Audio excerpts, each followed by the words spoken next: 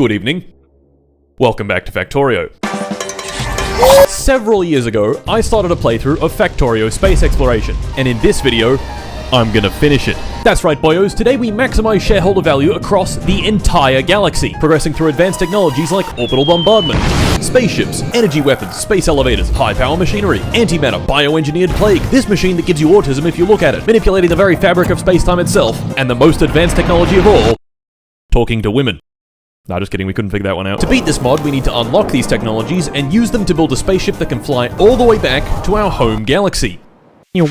However, fucking everything in this mod is trying to kill you, or drive you insane, or confuse you to the point of total organ failure. So to help me with this endeavor, I've once again employed my good friends, Ben and Tristan. So, let us begin.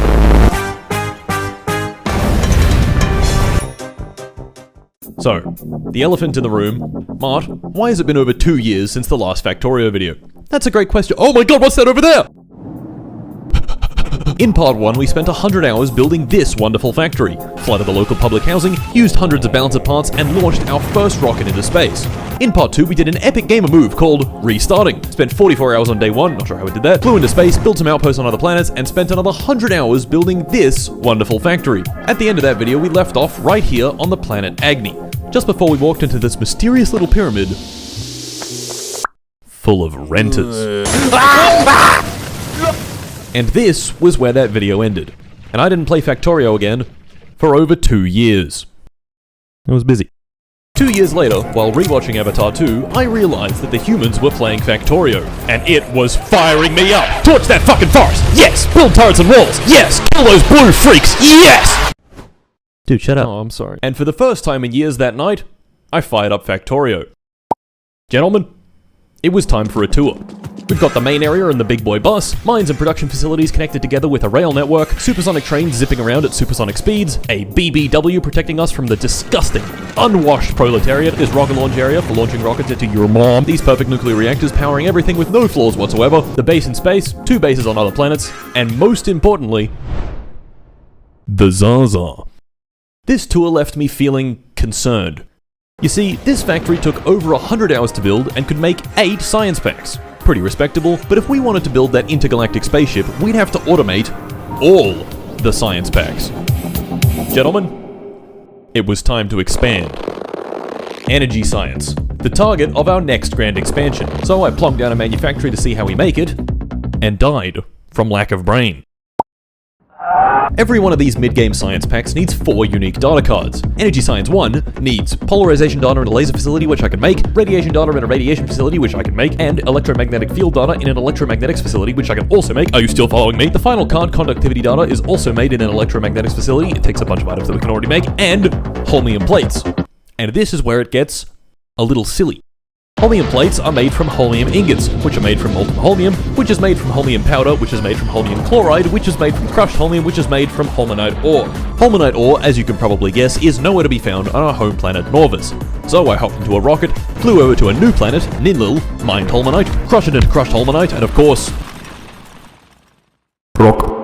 turned the crushed holmonite into holmium chloride, shipped the holmium chloride back to Norvis, made the holmium chloride into holmium powder, melted the holmium powder into holmium liquid, cast the holmium liquid into holmium ingots, put them on a train, took them off a train, onto a belt, into a delivery cannon, shot them into space, made them into plates, put those plates into an electromagnetics facility making conductivity data. The 4 data cards we made can now be combined in a computer to make an energy catalog. That energy catalog can be made into energy insight. Are you still following me? That insight into significant data, and what do you know? We can make energy science 1.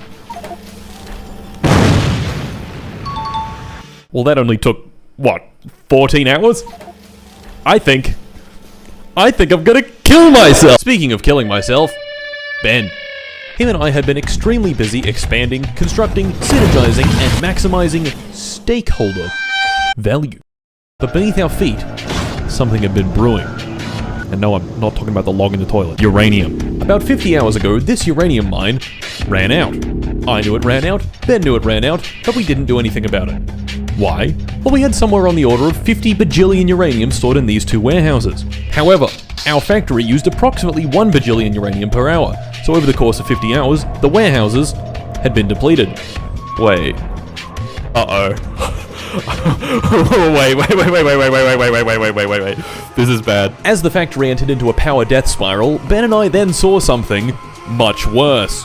In exactly 2 minutes, the sun would do a little trolling. And the only way to defend ourselves was pumping 2 gigawatts of power into this umbrella defense. We had precisely 0. There's no fucking power. I can't reprocess the fuel. Fuck! No!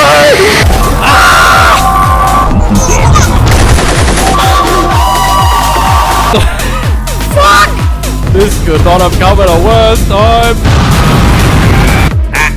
No, bots. The Bosch! No, the Bosch has been destroyed. The first one. Oh! Bruh. Oh my god. And there it is. With the base now medium rare, we had to find a way to switch the whole machine back on again, which proved to have several problems. Problem 1, no power. Problem 2, no uranium. Problem 3, to make power we need uranium. And problem 4, to mine uranium we need power. This is what the professionals call a bit of a pickle. So, while Ben got to work building a new uranium mine, I scratched my head trying to figure out how to switch the power back on. And then it came to me. Nuclear fuel reprocessing. During the coronal mass ejection Sun Ass Blast 9000, I had managed to scrounge together 20 whole fuel cells. Now this wouldn't be enough to jumpstart the factory, so I built this. A small setup for centrifuging spent nuclear fuel cells back into uranium. To power it, I used these solar panels. And once I made some uranium, I turned that into fuel cells, and threw those fuel cells into the reactors. This did exactly nothing, because these reactors had a fundamental design flaw. The pumps pumping water into the heat exchangers share power with the rest of the factory. So if the factory is dead, the pumps are dead. This was no longer a bit of a pickle. This was a lot of a pickle. Not to worry, because we had 2 other small nuclear reactors just lying around, and these ones had pumps on separate power networks. So once I switched these on, the roboports were able to charge back up, and the main reactors in the lake could turn on. However, we were then presented with a brand new pickle. Despite all the reactors being on at full bore, the factory was still fucked. The delivery cannons didn't know when to stop shooting, and the rockets thought it would be a great idea to fill themselves with random bullshit. Oh my god, what the fuck? A full rocket load of random bullshit is a lot of resources, which made the rest of the factory kick on, and soon enough, everything was running at full power and the reactors couldn't keep up. This is a fucking disaster. This was no longer a lot of a pickle. This was an ostrobogulous sum of pickle. Too much pickle for the feeble human mind to comprehend. The solution was simple. Build another reactor. This, however, was complicated by our good friend Tristan, who, at that exact moment, decided it would be funny to join the game, hop into a motor vehicle, and plow it through all of our nuclear reactor equipment. Tristan, what the fuck did you do to them all? Dude, I'm gonna fucking kill you! This added substantially to the already ostrobogulous sum of pickle, creating a pickle singularity collapsing into itself and destroying the known universe. But, lucky for Tristan, we did in fact have some spare reactor parts lying around.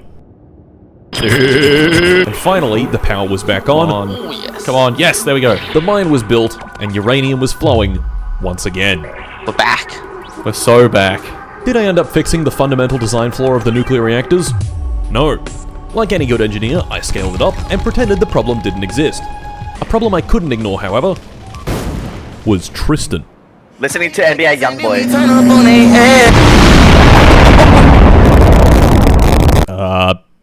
Yup.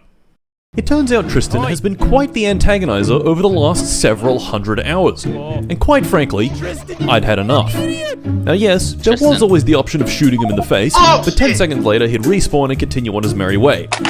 I wanted something a bit more permanent. Yo, Trista, come to the rocket area. I want to expand to a new planet. Alright.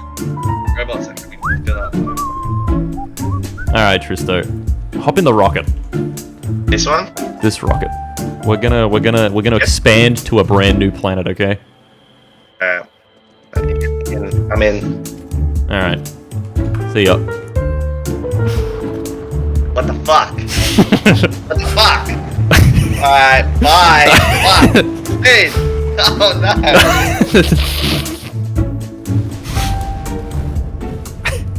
The fuck? Your brand new world, Tristan. Your brand new little playground. Oh my god. And with the great antagonizer dealt with once and for all, I could finally relax. Of course, the relaxation didn't last very long when I remembered we had literally only made one new science pack out of 20. With my sleep schedule getting steadily more abused, I moved on to Energy Science 2 and 3, which didn't need any new resources. Just a whole bunch more space and 12 new data cards. Rest assured, it was painful. Energy Science 4 was still out of reach behind Astronomic Science, and I didn't want to do that yet. Instead, I wanted to get my dirty little mitts on Piss Science Advanced. Or Material Science, I guess.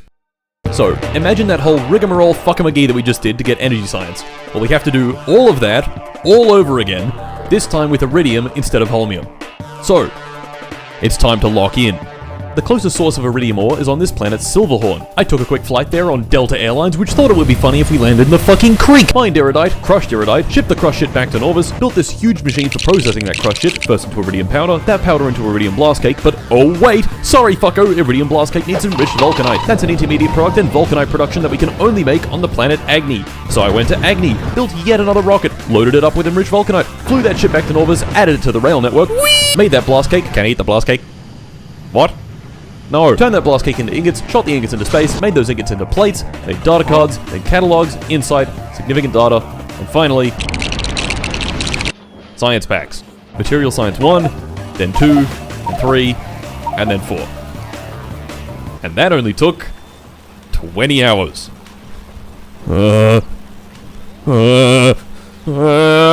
All this factory building was stressing me out, but luckily for me, this was precisely when I ran into an old friend. A friendly biter that we'd thrown down at the very start of the game. I got close to friend, and I could have sworn he told me to quote, "Send 2,000 biters directly to hell with the incendiary artillery." okay.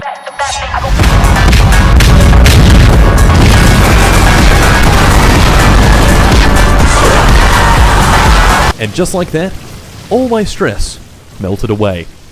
Kind of like this little guy's entire family. This bit of biter incineration gave me the strength to continue our galactic conquest. And next on the agenda was Astronomic Science, which yet again involved a new resource, some long-ass production chain, and 18 million different data cards.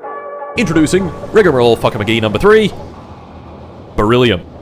Once again, beryllium can't be found on Norvis, so into a rocket I went, flying it over to a new planet, Dionysus. However, before I could begin the refining process, I had to deal with the locals. A few dozen Biden-S spread across the planet, minding their own business.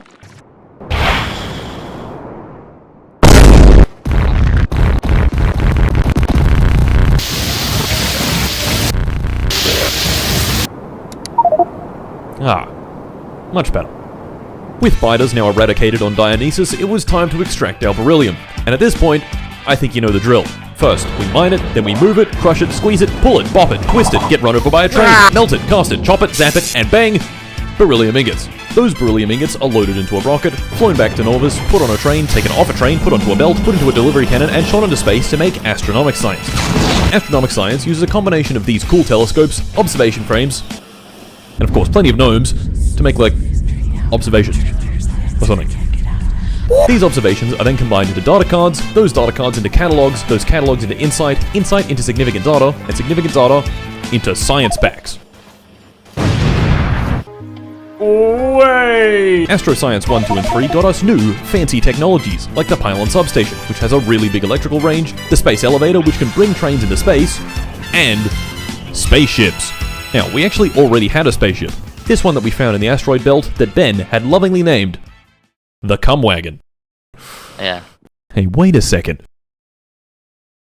With our new spaceship technology, I could upgrade the Cum Wagon and even make new ships.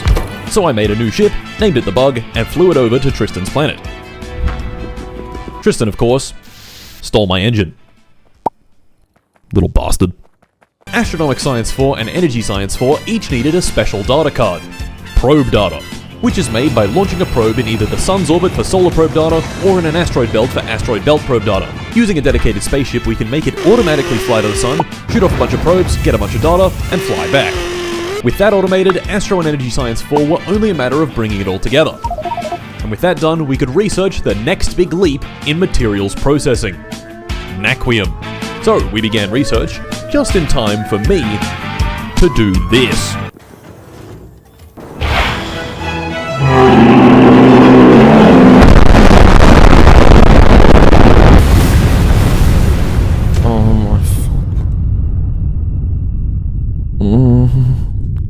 Getting back to my corpse was easy, but shooting this rocket had done something far worse than kill me. It blew up all of our asteroid field probe data. And this is where I found out our factory had a few issues. My first thought was, let's fly back to the asteroid field and get some more data. But the ship didn't have any space probe rockets. I checked the space probe rocket manufactory and there weren't any space probe rockets because there wasn't enough aeroframe scaffold. Aeroframe scaffold is made down on Norvis and they weren't being made because we didn't have any aeroframe poles. We didn't have any aeroframe poles because we had no beryllium plates. And we didn't have beryllium plates because we didn't have beryllium ingots. On Dionysus, the beryllium rocket was completely empty because the beryllium production was completely stopped. And the beryllium production was completely stopped because there wasn't any pyroflux. There wasn't any pyroflux because we were missing vulcanite blocks. Vulcanite blocks come from this delivery cannon on Norvis, which was completely empty. Tracing the empty belt back to the train station, there were no vulcanite blocks there either. Vulcanite blocks are made on Agni, so I went over to Agni, which was working fine. The production was moving, and the rocket was full of vulcanite. The rocket was full of vulcanite, but it wasn't full of fuel. We make our liquid rocket fuel here, and the liquid rocket fuel was lacking solid rocket fuel, which was lacking coal. This chest is normally completely full of coal, so tracing this belt back to the coal mine, I found it was working just fine. But about 50 hours ago, the belt carrying the coal had been directly hit by an asteroid. The entire factory had come grinding to a halt because of one singular rock. So I fixed the coal belt, allowing solid fuel to be made, which was made into liquid rocket fuel, put into the rocket could deliver the vulcanite to the factory, the trains could take that vulcanite to the main base, the vulcanite could travel up to the delivery cannon, shot over to Dionysus, made into pyroflux, that pyroflux into beryllium ingots, those ingots back into a rocket, that rocket back to Norvis, those ingots into beryllium plates, those plates into aeroframe poles, those aeroframe poles into aeroframe scaffold, that scaffold shipped into space with a train, put into probe rockets, those probe rockets into the asteroid field spaceship, that spaceship back to the asteroid field, send the probes, get the data, head back to Norvis, stick them into science packs, and finally we could research Naquium processing. Yippee! Of course, once we researched Naquium processing, we realized that to actually process the Naquium, we'd need vitalic acid. And to get vitalic acid, we'd need biological science. Fuck.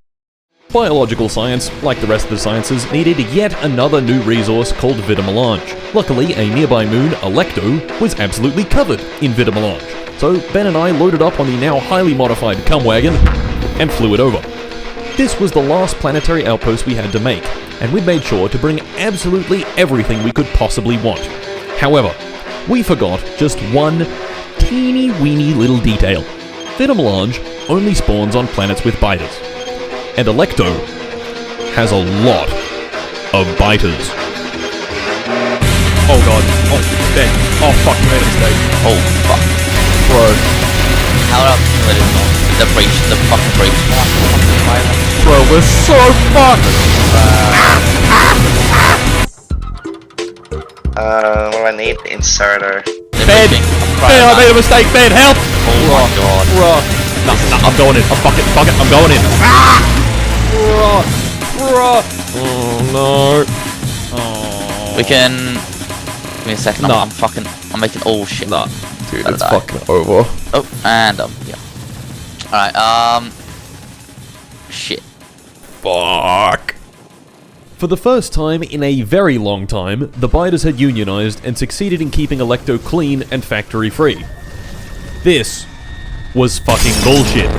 The Rentoids had won this time, but their victory had awakened our landlord Wrath. And our landlord Wrath would be back soon.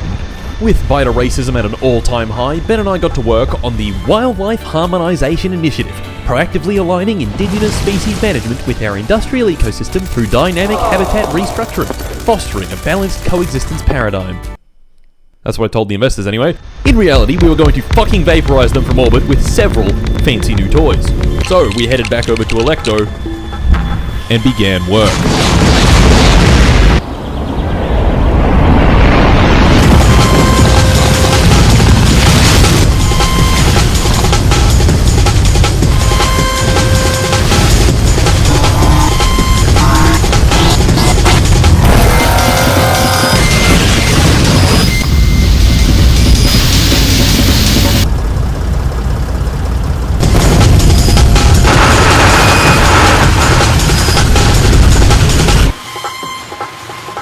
With a safe area cleared, we rapidly began industrializing, building a cuck box, nuclear reactor, walls, turrets, mines, and a hefty production site to extract that sweet vita melange. Over time, the orbital death rays would automatically target biter nests, gradually clearing the entire planet. Of course, that was a lot slower than just doing this. Vita melange, like the other resources, required several steps in its production chain, crushing into nuggets, growing into blooms, sucking out the spice, and extracting the extract. With vita melange on rockets and heading back to Norvis, it was time to make our science, and at this point, it's getting a little repetitive. To make all 4 sciences, we need 16 different data cards. Those are combined into catalogs, then insight, significant data, and science packs. Bioscience was somewhat annoying in that it uses about 5 million different fluids, but I did figure it out and got it all automated. In about 15 hours. I haven't felt the warmth of a woman in years. And with that, we had finished all of the mid-game science packs. And to sweeten the deal even more, once I finished Bioscience 4, I found this technology. The Plague. So I researched the Plague and built a building to produce the Plague. And once the Plague was produced, Ben and I took it down to Norvis and gave it a go. 3, 2, 1, go. Oh, I don't know. Oh, yes. I see. There's a radius of trees getting destroyed. Look, the trees. Oh, yeah. Yo. Yeah, they just spontaneously die. One single plague rocket is capable of wiping out all life on an entire planet. Every tree, biter nest, fish, even friend. No! Friend! No! No! What have we done, Ben? What have we done? What have we done? No! Friend corpse. Friend corpse. That's so fucked up. Several minutes of intense lag later, the planet had been cleared. The war was over, the biters had lost, and the fish and trees were a worthy sacrifice. Well, kinda. We'd been making use of fish to extract microplastics from them. Without fish, the microplastic extraction machine would lay dormant for the rest of time. So, with the war won, it was time to get our hands on some Naquium and automate those last 4 science packs. Naquium is a resource that can't be found on any planet. Its only presence in the entire galaxy lies in deep space asteroid fields, far, far away from any sunlight. To cross this vast distance, we needed to build a new nuclear-powered ship with a slightly funny shape. With that built, we set off, flying past the moons of Norvis, through the asteroid belts, out of the solar gravity well, and into deep space. Further out than we'd ever traveled before. I'd picked out the closest asteroid field, Shattered Skies, which was a 20-minute flight. So while I waited, I watched Tristan. I've got hoes. I got hoes. Landing at the asteroid field, a profound solitude descended. Only I, fragments of celestial debris, and the immense, echoing void separating this desolate perch from home. Or something like that, I don't know. I was here to exploit this place's mineral resources. So I found the closest patch of Naquitite, mined it, crushed it, and shipped it back home. Back at Norvis orbit, I loaded the crushed Naquitite on a train and shipped it down to the surface to begin processing. Predictably, refining Naquium into ingots is the longest, most tedious production chain in the entire game. And this time, let's not just gloss over it. I want you to truly understand how deep this shit goes.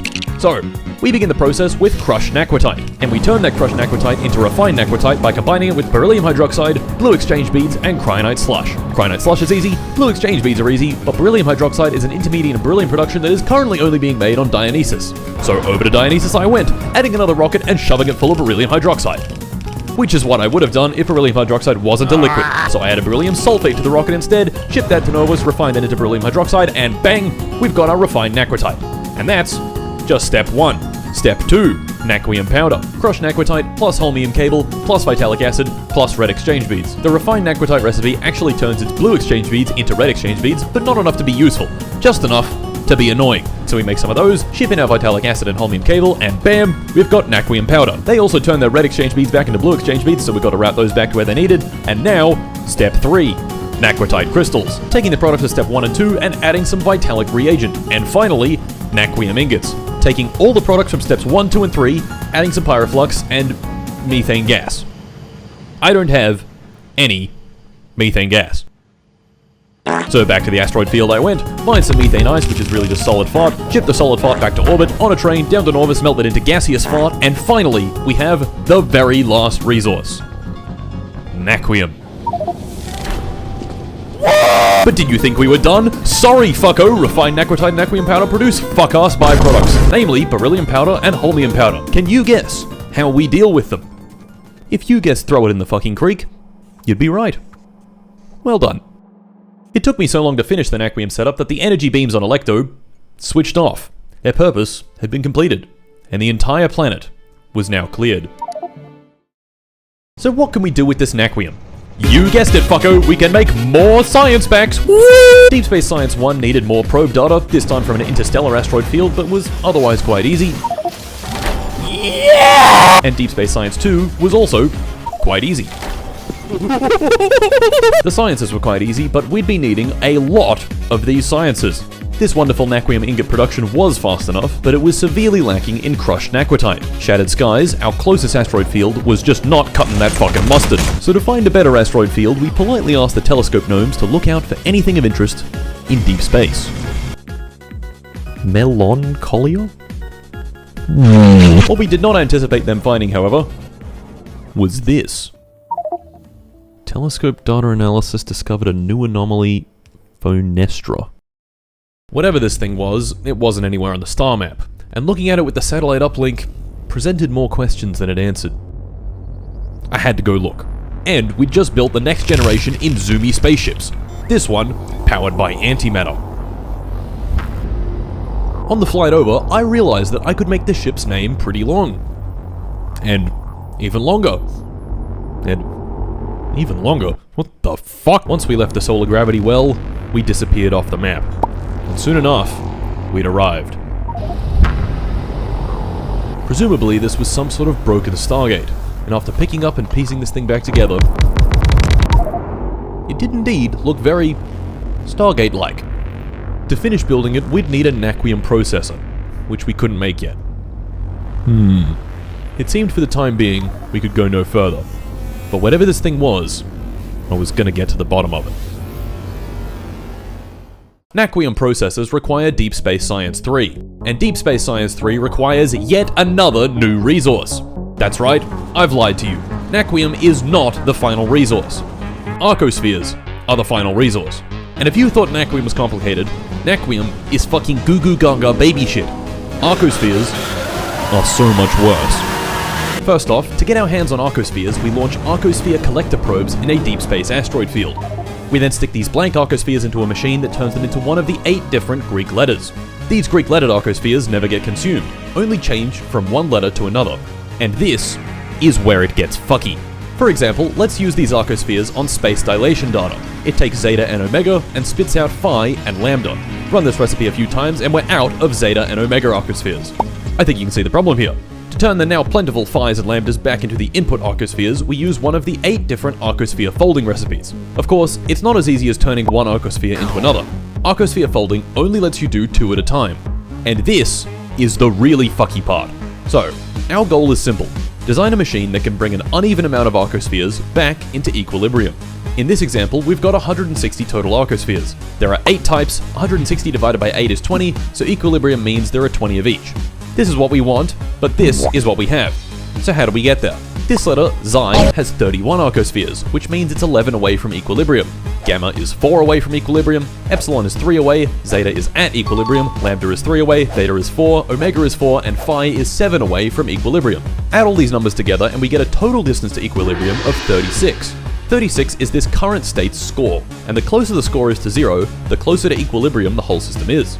Now, we can be a little smart and run a simulation of each recipe. For example, this one, -1 Xi and -1 Zeta, which gives us +1 Theta and +1 Phi. Run our little function again, find the distance from equilibrium, add those distances together, and we get 34. 34 is a lower score than 36, which means the state is closer to equilibrium. So, we do that recipe. Do this over and over and over again, each time lowering our score a little, and eventually we reach equilibrium. And here's that machine in Factorio. Each of these constant combinators is one of the different folding recipes. This block calculates the score based on the recipe, we compare all the scores from each recipe, and whichever one has the lowest result, we do that. Of course, this machine is a bit more complicated than that, and if you want to know more details, pause now and read. And voila, we have balanced arcospheres. If I take away all the phi's, the system will account for this and balance it all out.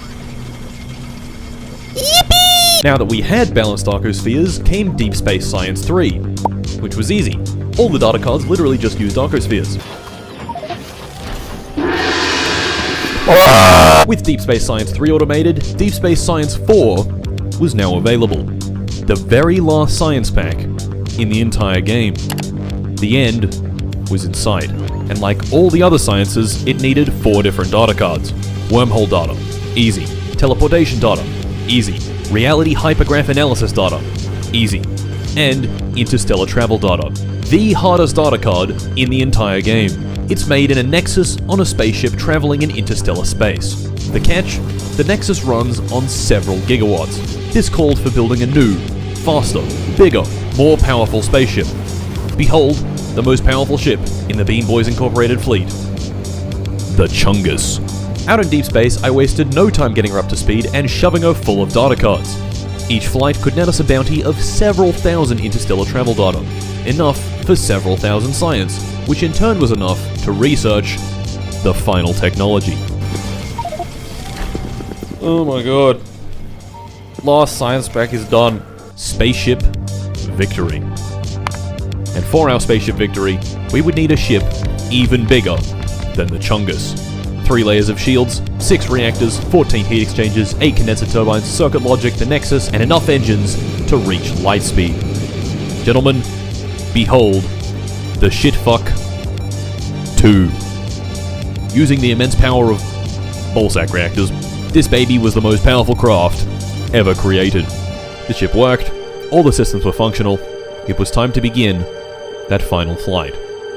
We flew out of Norvis's gravity well, past the asteroid belts, into deep space, and powered up the Nexus. 5, 4, 3, 2, 1. Rip. That was it. Hooray! Hooray! So, that was it. All of space exploration had been No. It couldn't end like this. What about the Stargate, and the pyramids, and all the weird shit? This was the coward's way out. The easy way out. And after 3 years of Factorio space exploration, the easy way out was unacceptable. Gentlemen, I was going to open that portal. But little did I know, this decision would completely break me. With Deep Space Science 4 came the ultimate impersonal transportation, the portal gun. With Nacrium processor in hand, I shoved all the necessary ingredients into the machine and it built a control panel. The control panel wanted 10 gigawatts, so I gave it 10 gigawatts. Activating each of these nodes drew another 10 gigawatts each, so I gave them 10 gigawatts each. 90 gigawatts total. It wanted supercooled thermofluid. I gave it supercooled thermofluid. It wanted dimensional anchors in orbit of 8 stars. I built dimensional anchors, powered them with 60 fucking gigawatts each, and finally, the machine was ready. So I keyed in the symbols, and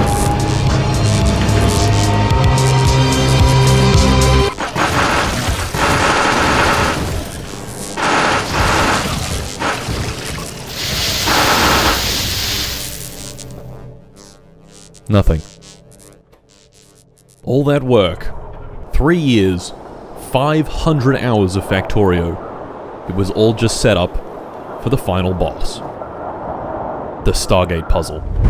The very first thing I noticed was this destroyed spaceship that I somehow missed. Reading through the ship's log, it contained some interesting information. It came from another Stargate, Thyrus, to here, Fonestra. But something went wrong and it exploded. And as it exploded, it jettisoned an escape pod to Norvis. Hey, wait a minute, that's me! I kept reading and found coordinates. These 3 very precise numbers which form a 3-dimensional vector. Graphing this vector looked like this. This vector looked familiar, because when I punched in random symbols and ran the Stargate, it also produced a 3-dimensional vector pointing this way. Reading through the log more carefully, this vector pointed from the Stargate Thyrus to Fonestra. So flipping this vector would point it from this Stargate back to Thyrus. Gentlemen, this was our target. All we had to do was find the right combination of symbols that produced this number. That, however, was easier said than done. I tried a bunch of random dialing to no avail. Each combination produced a totally different vector. Sometimes I get lucky and dial something close, but the target vector was so precise that there was almost no chance of getting it right by accident. It was time for more investigation. Nearly 200 hours ago, we walked into this pyramid on Agni.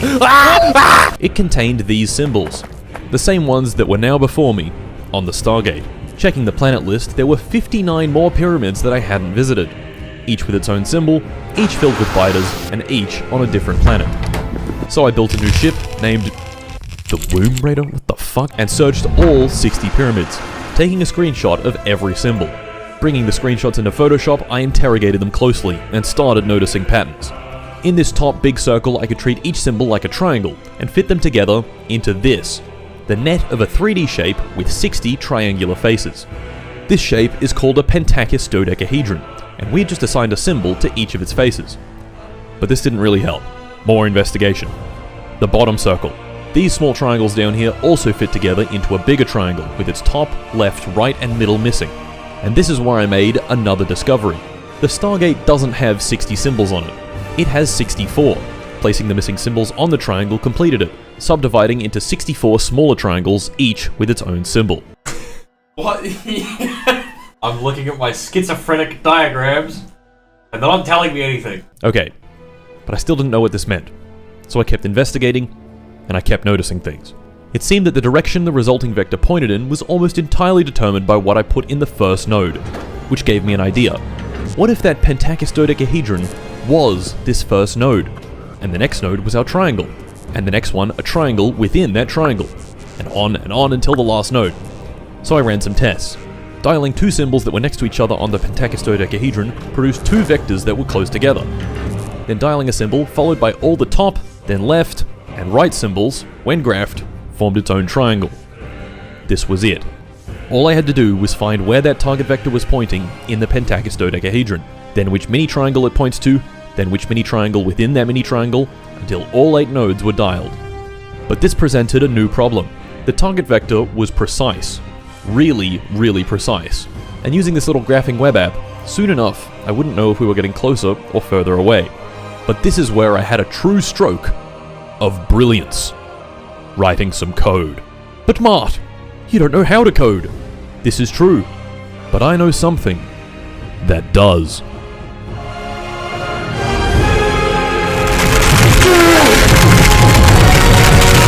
With my newly created program, slowly but surely, I found the next symbol, then the next one, and the next one, until finally I had the entire combination. All 8 symbols ready to be dialed, and the game ready to be won. I got the boys on the server one last time, went down to pick up Tristan, and holy fucking shit, Tristan, oh my god! And before I knew it, we were ready.